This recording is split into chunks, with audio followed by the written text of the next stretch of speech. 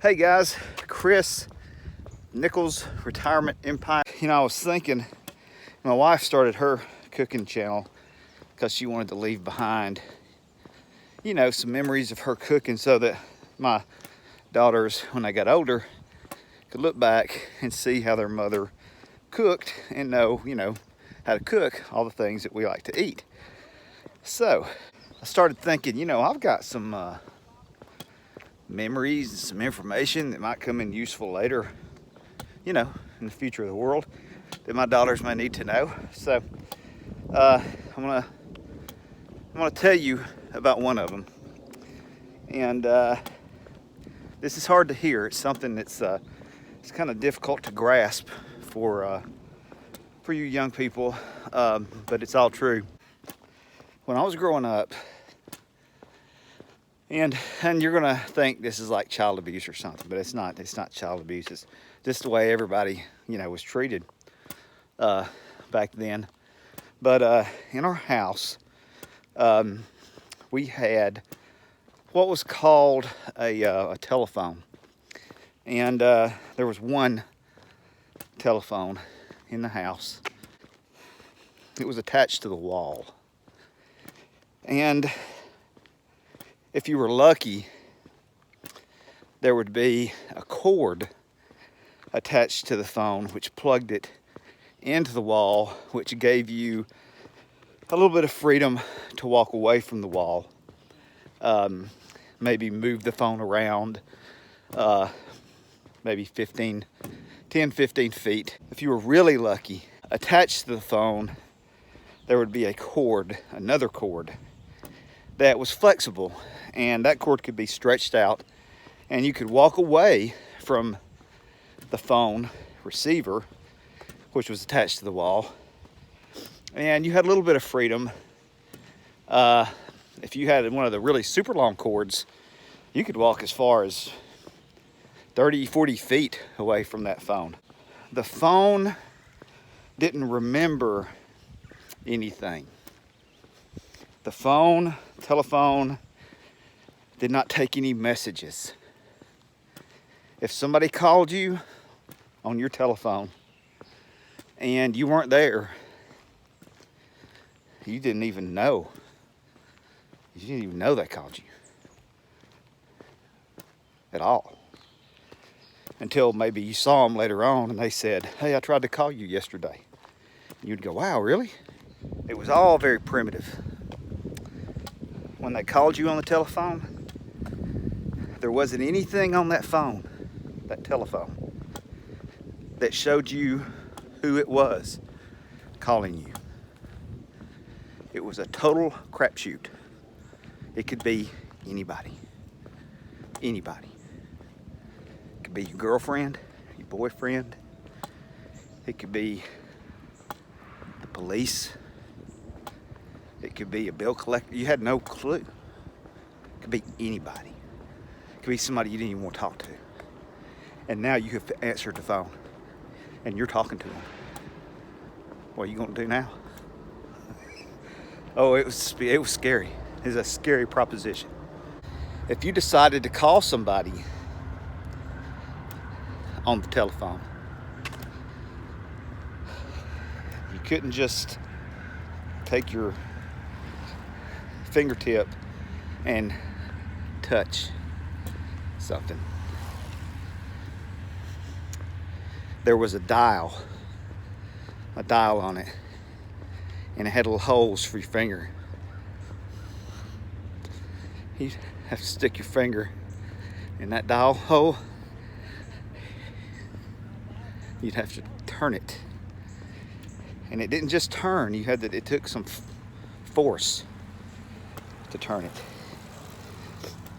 and it could be a very emotional thing to turn that dial, because if you were in a hurry, you'd spin it real fast. I mean, I didn't want to have to tell my children this, or any young people today. It's probably not something that you need to know, but when I was growing up,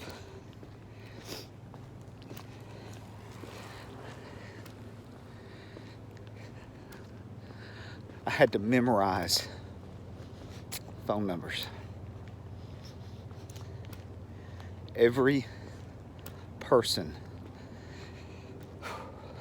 that I called, I had to know their number.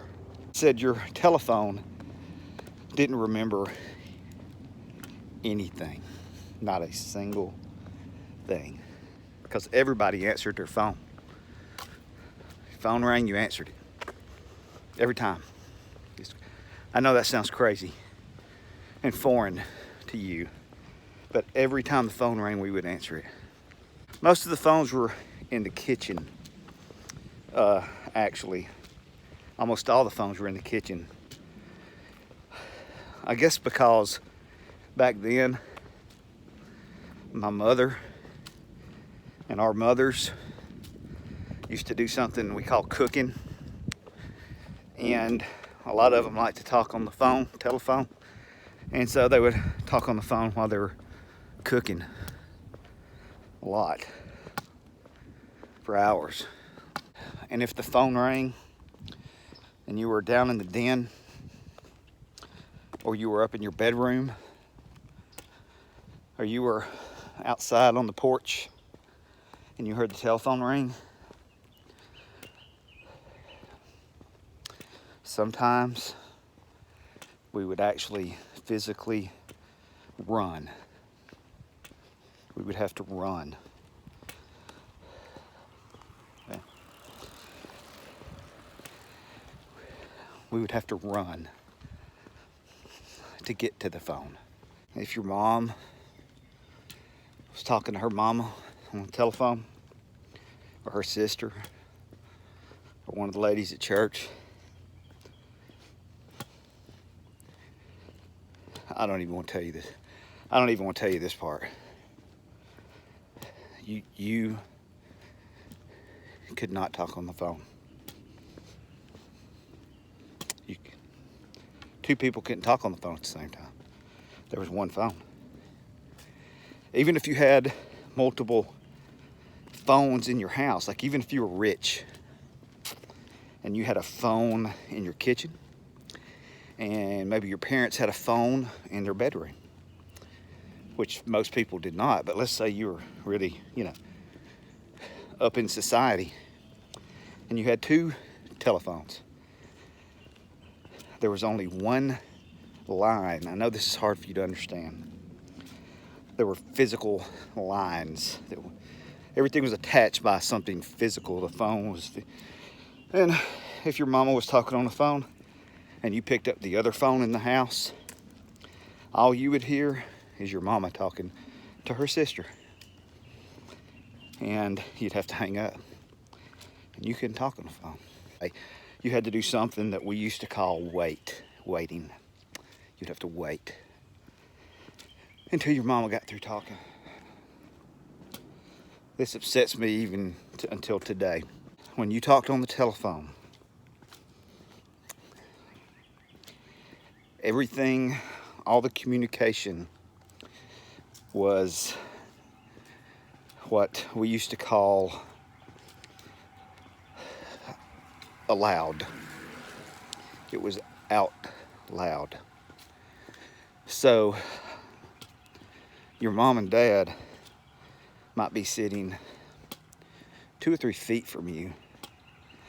Like they may be sitting right there next to you on the couch. And I'll have to talk to you about that later. I don't think you're ready. This story's bad enough. But when I start having to tell you the story about how we all sit next to each other on the couch, you're not ready for that one. But your mom and dad might be sitting right next to you. And you would be talking on the telephone out loud to your friend. Or worse yet, your girlfriend or somebody. So they heard every word you said. They heard every word. As you became more mature, you would have to make use of that long cord that attached the telephone to the wall. And you would get as far away from your parents or your brothers and sisters as you could, so you could have what we would like to think of as a private conversation. And when you got through talking, you would have to walk all the way back to where the phone was and the receiver and hang up the earpiece. No matter how far it was, if it was 50 feet away, you had to walk 50 feet to go over there to hang it up. You couldn't just lay it down on the ground where you were, because if you just laid it down and you didn't physically hang it up, it never hung up.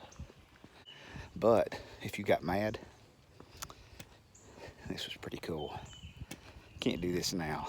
If you got mad, you could take the earpiece that you had in your hand when you were talking to the person and they said something you didn't like and you're tired of talking to them and you decide you're going to hang up without even saying goodbye. You could take the earpiece and you could just slam it down on the phone. It would make this real loud noise in the other person's ears. Pow! And they'd be like, man, he slammed the phone down on me. You can't do that now. I mean, you could slam your finger down on the stop button all you want. It's not going to make that noise the way that earpiece used to make when you would slam it. And sometimes if you're really mad, when you hung up, instead of just putting it down, slamming it down one time, you just slam it a bunch of times. And while you were talking on the earpiece with that long cord, and your dad, if he wanted to, could walk over to the phone receiver, and there was these buttons that the earpiece rested on that would disconnect you. And your dad, without even saying anything to you, could walk into the kitchen and put his hand upon the receiver cradle and push it and end your conversation right then. No goodbye, no hand me the phone so I can use it, just hang up. And then he'd look at you and say, you're talking too long. I need to call RT about that transmission. I've told you guys enough. I know that it's really more than you can handle. I don't know if I mean, I'm going to put this on YouTube. I may have to put some kind of warning for mature audiences, something like that, because anybody, you know, that's a whole lot younger than me wouldn't. I don't know. I mean, I like to think that kids now, or young people now are, you know, a lot tougher than we give them credit for, and could do a lot more than we think, and handle a lot more than we think, you know, and they're under a lot of pressure and stuff like that. But I don't know. I'll just have to decide.